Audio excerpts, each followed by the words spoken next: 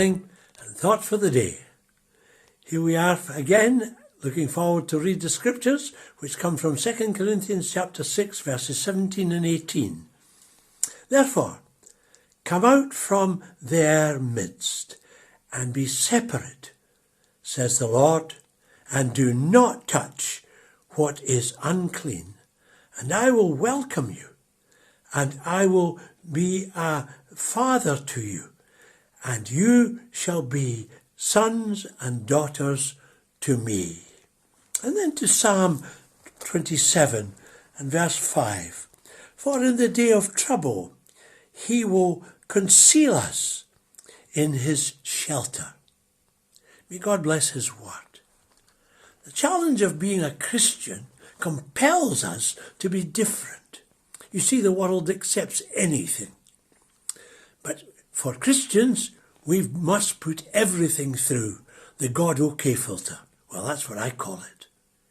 And if God says OK, it's OK. And that filter will deal with anything from pride to pornography. James says in chapter 4, verse 4, that if we become friends of the world, we become enemies of God. Selfishness and greed and gossip, and we name it all. It's all of the devil, and the devil makes it all so attractive for us. And we seem to fall for it. Drive a wedge. He wants to drive a wedge between us and God. And a wedge starts with a very small gap. And that's how it all begins in our Christian life. And we've got to be so careful. It's desirous of God that we deal with the areas of weakness in our lives, because in so many areas we're vulnerable. In Psalm 27, God says, I've got something ready for you.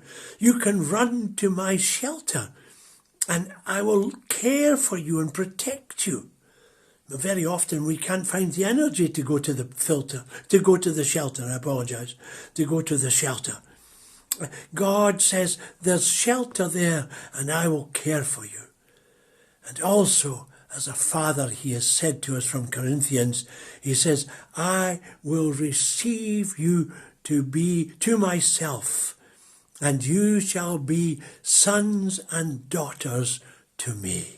Receive you to myself, and you will be sons and daughters to me. It sounds to me as though he is saying, here's a big hug. I welcome you to the family. Living free from defeat is more precious than anything this world can offer us. God bless you.